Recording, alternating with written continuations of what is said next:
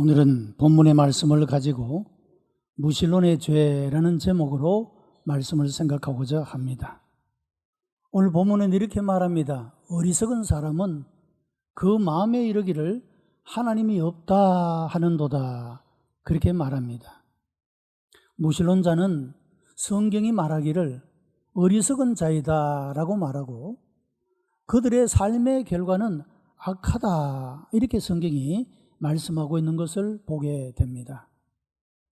우리가 세계의 역사나 우리 개개인의 삶의 모습을 돌아볼 때 하나님을 섬기고 하나님을 경외하고 하나님을 두려워하며 살아가는 그런 개인이나 나라는 하나님이 복을 주셔서 번영하고 연약한 가운데서 보호를 받고 어려운 가운데서도 구원의 건지심을 받는 이런 은혜들을 경험하는 모습을 보게 됩니다.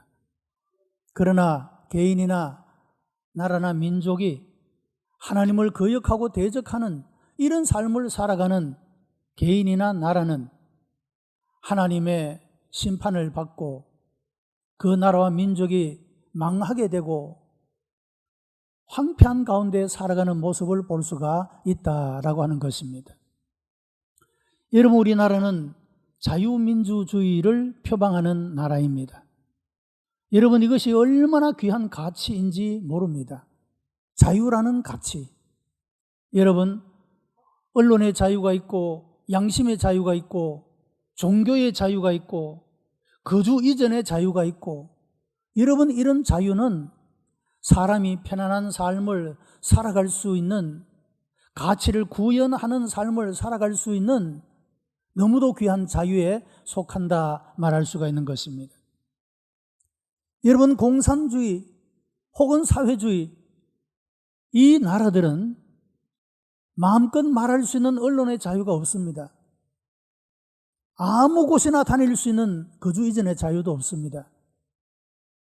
마음껏 신을 믿는 그 신앙을 가질 수도 없습니다. 얼마나 불행하고 비참한 일인가 할 수가 있습니다.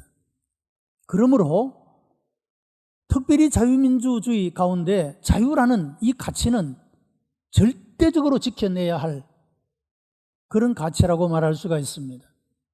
왜냐하면 이 자유가 없어지게 되면 종교의 자유도, 언론의 자유도, 거주 이전의 자유도, 우리가 누려야 할 그 모든 자유들을 다 빼앗기고 마는 것이기 때문입니다.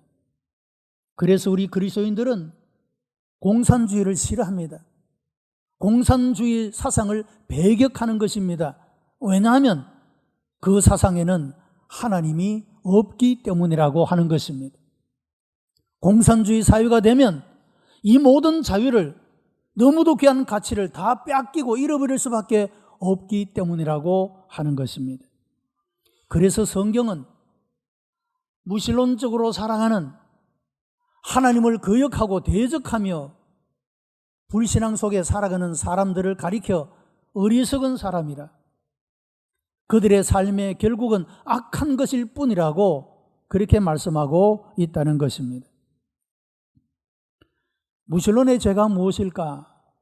첫째는 양심을 거스르는 죄입니다. 한 기독교 심리학자가 무신론자에 관해서 이렇게 표현했습니다. 무신론자는 하나님이 없다고 하는 사람이 아니라 자기 안에 각인된 하나님 의식과 더불어 그 의식을 지우기 위해서 싸우고 있는 사람이다. 여러분, 사람은 믿는 사람이든지 믿지 않는 사람이든지 그 마음속에 하나님에 대한 인식이 들어있다, 이 말입니다. 그 무신론자들은 하나님의 존재를 믿지 않는 사람이 아니라 그 양심 속에 각인되어 있는 하나님에 대한 의식을 일부러 지워내기 위해서 싸우는 사람, 이런 사람이 무신론자다, 그렇게 표현하고 있다는 것입니다. 여러분, 무신론 철학자 중에 가장 유명한 사람이 사신론, 신은 죽었다고 말했던 니체를 들 수가 있겠습니다. 니체는 무신론적인 여러 가지 주장들을 해왔습니다. 그런데 그의 말년에 낙서의 메모를 보니까 이런 글이 적혀 있다고 합니다. 신이여, 당신은 살아있다. 나는 죽었다. 짧은 메모였지만 그 속에 양심으로는 하나님이 계신다. 하나님이 살아계신다. 역사의 주인이시다. 우리 인생의 주인이시다. 라는 것을 양심이 증거하는 것을 스스로 거부하고 거절하고 부인하고 회피하면서 살아왔던 그의 마지막에 그래도 이 양심이 깨어나서 당신은 살아있다. 나는 죽었다. 그렇게 정직한 고백을 했던 그런 모습을 볼 수가 있습니다. 그러나 그의 삶은 평생 동안 이와 같이 신의식과 더불어 싸웠던 그런 불행한 삶이었다라고 말할 수가 있을 것입니다. 재미있는 이야기가 있는데요. 미국의 무신론 협회의 회장을 지냈던 매들린 오헤어라고 하는 사람이 있습니다. 이 사람은 미국의 공립학교에서 기도를 못하도록 기도 금지 운동을 벌이고 그리고 미국 중서부의 어떤 도시에서 소송을 하게 되었습니다. 아마도 이 사람이 소송은 했지만 이길이라고 생각을 못한 것 같습니다. 여러분, 우리나라도 소위 미션스쿨, 이 기독교 학교에서는 성경도 가르치고 기도도 하고 여러분 이런 종교적인 행사들을 자유롭게 해왔습니다. 그러나 사학법이 생기고 여러 가지 규제가 생겨나면서부터 이제는 기독교 학교에서조차도 성경을 가르치고 기도하는 것이, 여러분 심지어는 신학교에서도 예배를 드리라고 강조하는 것이 위법이 되고 있는 이런 세상에 우리가 살아가고 있다는 것입니다. 미국이 어떤 나라입니까? 기독교 신앙 위에서 세워진 나라가 아닙니까? 공립학교에서 늘 기도를 하고 그 선생님들이 기도를 하고 수업을 시작하고 이렇게 했는데, 기도 금지 운동을 벌였는데 소송을 했는데 성소를 하게 되었다는 겁니다. 그래서 이 사람이 너무 기뻐가지고 오 마이 갓 이렇게 했다는 겁니다. 기도 금지 운동을 벌이는 무신론자가 그 논평이 나중에 나오기를 무신론자가 영광을 하나님께 돌렸다, 그렇게 논평을 했다고 합니다. 여러분, 사람들이 급하고 어려운 지경에 빠지게 되면 예수를 아는 사람도 모르는 사람도 하나님을 믿는 사람도 믿지 않는 사람도 아이고 하나님, 자기도 모르게 그렇게 하지 않습니까? 이것은 무엇을 말합니까? 사람의 속에 하나님이 사람을 하나님의 형상과 모양대로 창조하실 때 그 속에 양심이라는 것이 있어서 이 양심으로는 하나님의 존재를 알 만한 것이 있었다라고 말씀하고 있다는 것입니다. 로마서 1장 20절에 하나님의 능력과 신성이 그의 만드신 모든 만물에 나타나 있으므로 저들이 핑계하지 못할지니라고 말씀을 했습니다. 여러분, 모든 만든 것들은, 존재하는 것들은 만든 이가 있지 않겠습니까? 우리가 지금 사용하는 모든 것들은 다 누군가가 만든 사람이 있지 않습니까? 우리 사람들도, 그리고 찬란한 우주들도, 저렇게 광대한 우주가 너무도 질서 있게 조금도 오차가 없이 운행되고 있는 것이 단순한 자연의 법칙, 우연이라는 것에서 나오는 것이 아니라 이 모든 것들을 창조하신 분의 정밀한 계획과 운행하심이 있기 때문에 가능할 수 있다는 것이 상식적인 이야기라 할 수가 있지 않겠습니까? 근데 구태여 무신론자들은 이런 양심조차도 거스르고 그 양심의 소리를 듣지 않고 묵살해버리고 살아가는 이런 삶을 살아가게 되더라. 그렇게 말씀하고 있는 것입니다. 임마누엘 칸트는 이런 말을 했습니다.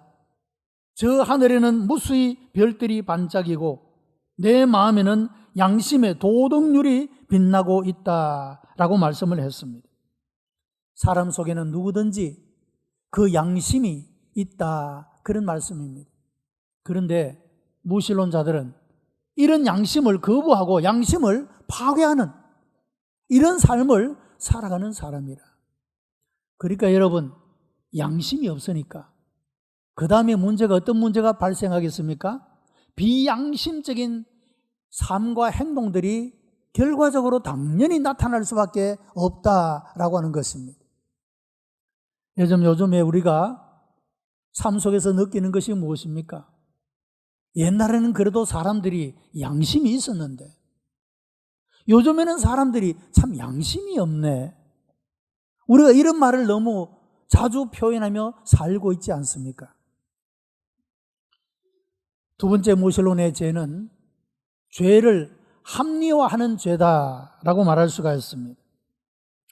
본문 1절 후반절에 저희는 부패하고 소행이 가증하여 선을 행하는 자가 없다.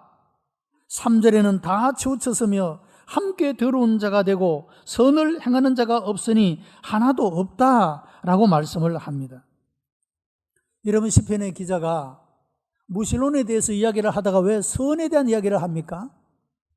이 시편의 기자는 무신론의 증거, 무신론의 결과를 도덕적인 오류에서 찾고 있다라고 하는 말씀입니다.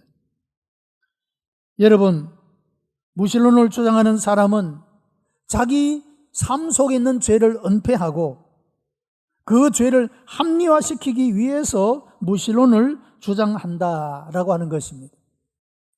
여러분, 하나님이라는 절대적인 존재를 부인하고 나면 남는 것은 상대적인 관계밖에는 없는 것입니다.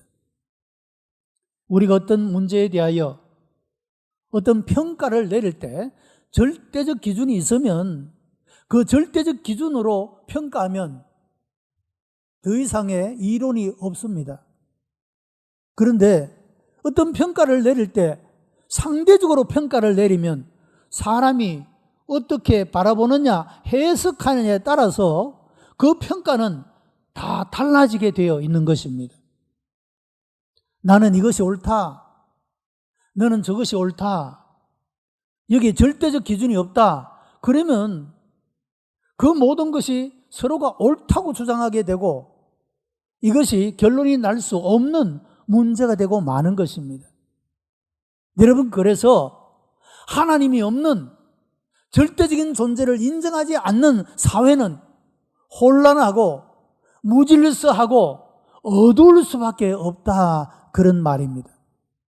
그런 사회가 되어져 버리고 만다라고 하는 것입니다.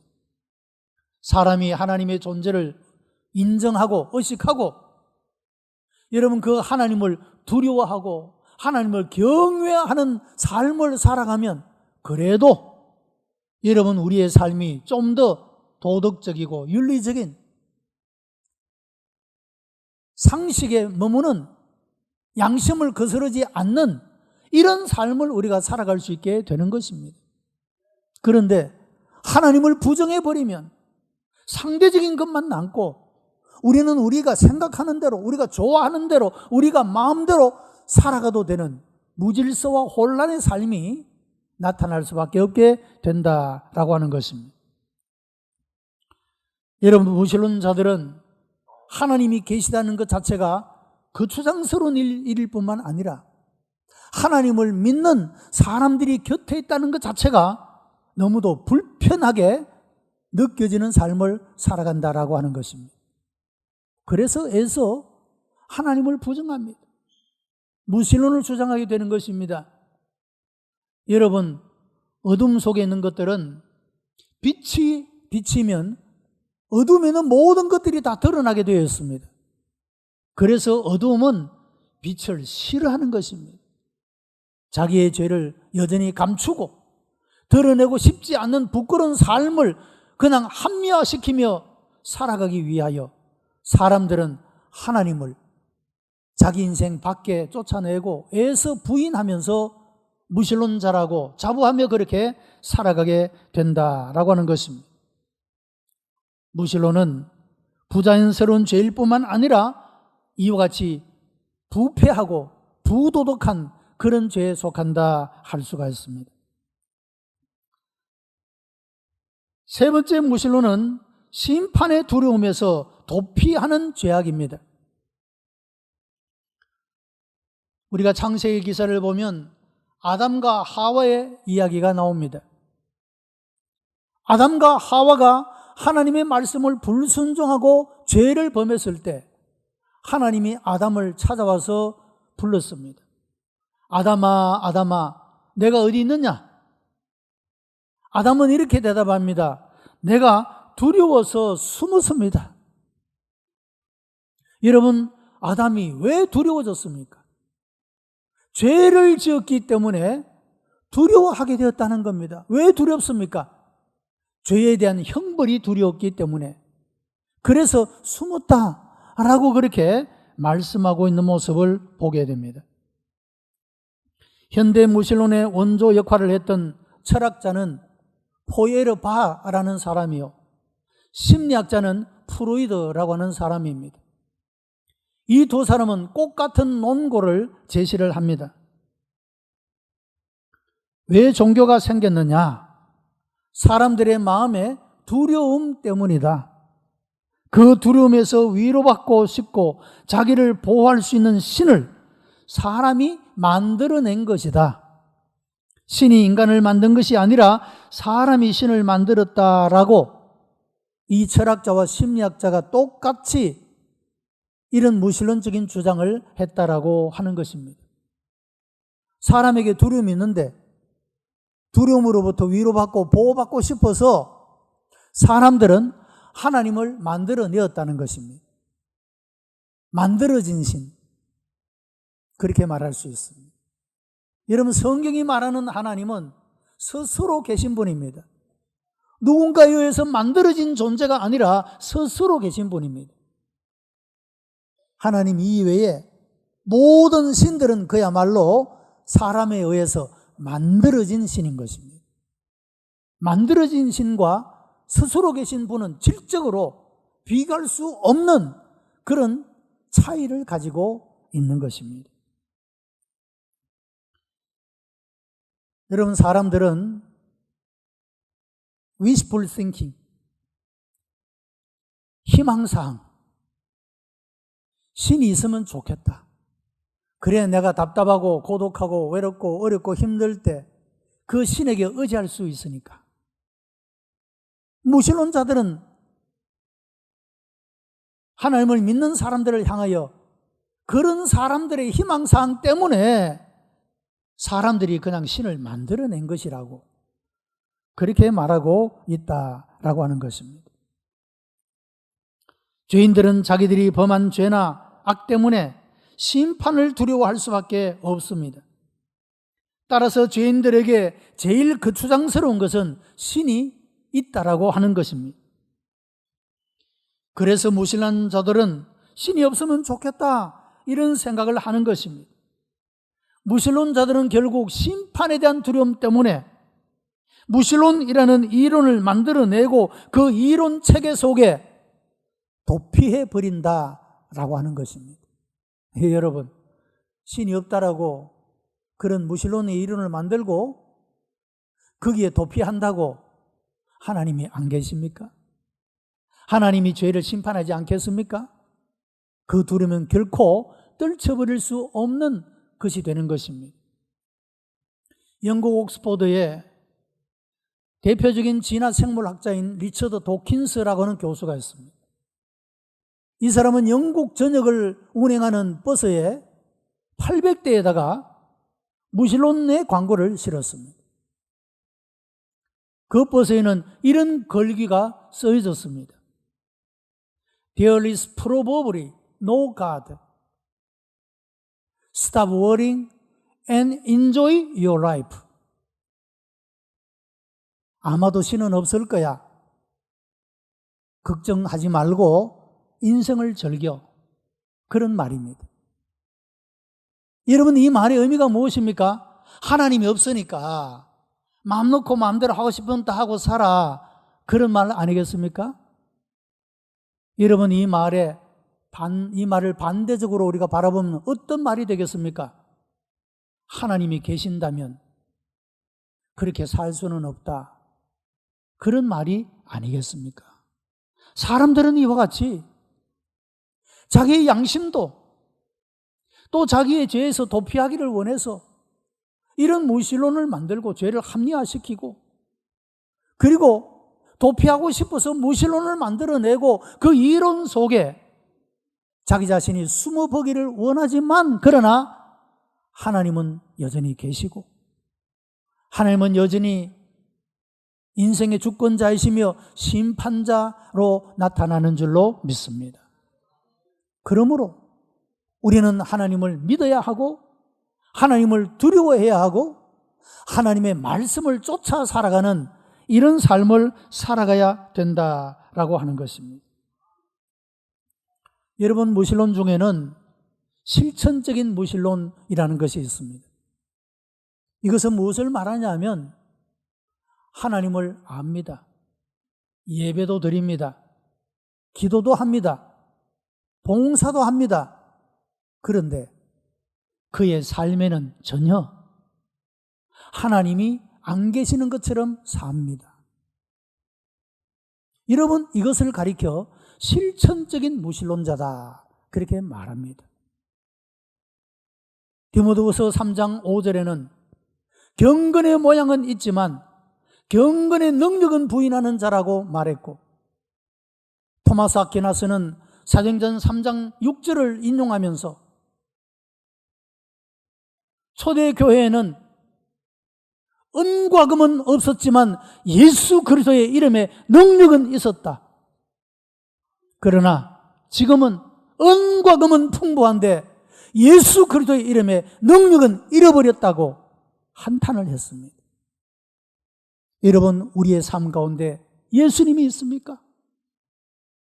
경건의 능력이 나타나고 있느냐, 그런 말씀입니다.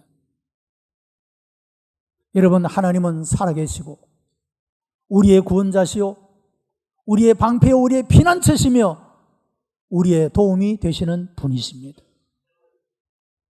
우리가 깊은 수렁에서 기가 막힐 웅덩이에서 헤어나지 못할 때 그분은 우리를 그곳에서 이끌어내어 주시는 구원자이십니다.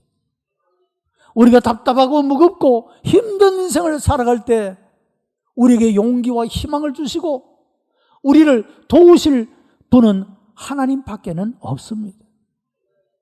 여러분, 이 하나님을 불신하고 이 하나님을 거역하고 이 하나님을 내 인생 밖에 던져버리고 어떻게 우리의 인생이 편안하며 행복할 수가 있겠느냐라고 하는 것입니다. 성도 여러분, 우리는 실천적인 이 무신론을 어떻게 극복할 수가 있겠습니까? 그것은 우리가 실천적인 신앙인으로 살아가는 것입니다. 여러분, 무신론자, 그들도 양심은 소리치고 있습니다. 그래서 우리는 그들을 단순히 비난하거나 정죄하는 것으로 끝나서는 안 됩니다. 여러분, 그들도 벗어나고 싶지만 벗어나지 못하는 연약함이, 무능함이 그를 사로잡고 있을 수도 있습니다. 많은 사람들은 하나님이 계시다는 사실을 알지 못해서 무지해서 그런 삶을 살아갈 수도 있습니다. 여러분, 우리는 그들을 위해서 기도해야 합니다. 하나님이여, 이들의 마음을 돌이키시어 성령께서 이들 가운데 역사하시어 하나님을 알게 하시고 하나님께로 돌아오게 하여 주시옵소서. 여러분, 이것이 실천적인 신앙을 가진 자들의 삶의 모습이라고 말할 수가 있습니다. 비난하거나 정죄하기만 하면 안 됩니다. 그 영혼들을 위하여 눈물 흘리며 마치 내가 회개할 자인 것처럼 하나님 앞에 기도하는 여러분, 이런 모습을 하나님은 기뻐하시고 이런 기도를 들으시고 응답하시며 개인에게 그리고 나라와 민족에게도 하나님이 복을 주실 줄로 믿습니다. 우리 모든 성도들이 무신론적인 죄악에서 깨어나, 우리 모든 나라와 민족이 무신론적인 죄악에서 깨어나 실천적인 신앙인으로서 하나님 앞에 응답하고, 그래서 개개인의 삶이 살아나고 이 나라 이 민족이 다시금 하나님의 놀라운 은혜 안에 설 수 있는 이 나라와 이 민족이 되도록 우리 성도들의 부름받으신 사명을 충성스럽게 힘있게 감당해 갈 수 있는 그런 우리 복된 성도들이 다 되시기를 주님의 이름으로 축복합니다. 기도하십시다. 은혜가 풍성한 하나님, 감사와 찬송과 영광을 하나님 앞에 올려드립니다.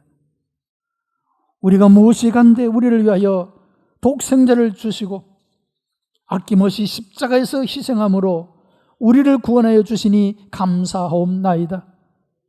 하나님, 죄송하게도 우리의 삶은 여전히 실천적인 무신론자로 살아갈 때가 많았습니다.